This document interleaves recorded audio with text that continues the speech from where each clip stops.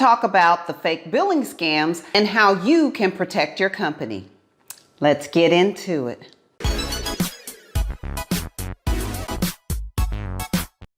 Unauthorized invoice saying you were listed in a phony trade directory.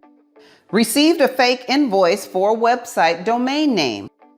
Phone call to confirm details of an ad booking. Phone call insisting your company ordered goods or services. Email with your bank or vendor logo saying your account was frozen and click here to activate. Here's the key with all of these scams. The scammer is hoping that the person they're speaking to on the phone has absolutely no clue if what they're saying is true.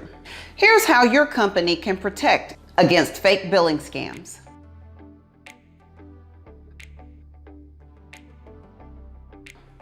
Maintain an open door policy with your employees, and here's why.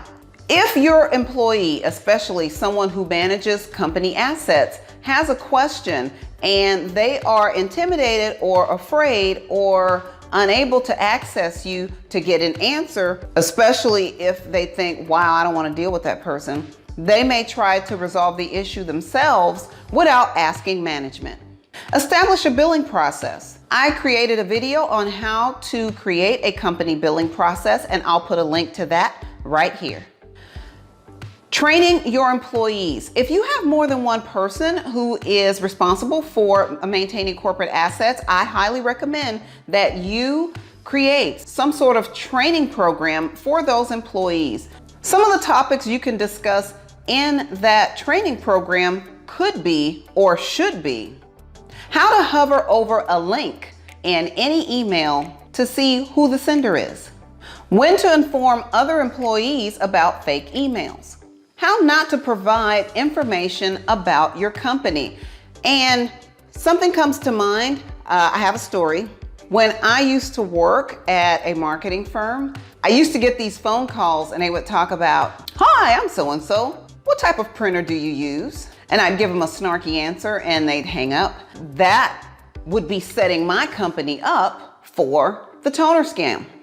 Another area where you can train any employee who has to deal with assets within your company is how to respond to a suspicious email from a known company.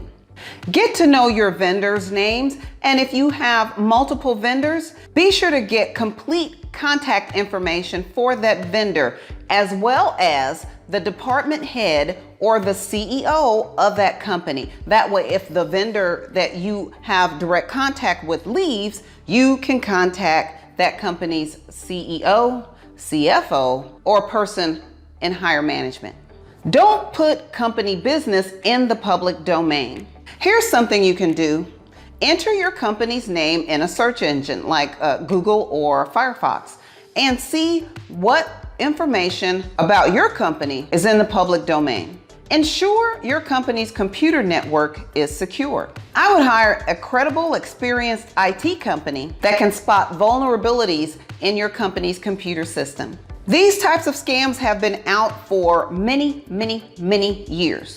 It is up to you as a business owner or manager to stay abreast of the latest scams. Ensure that anyone who is responsible for asset management within your company is aware of these types of scams, and you as the business owner should ensure that these employees are trained on how to deal with these types of scams so you are not taken advantage of.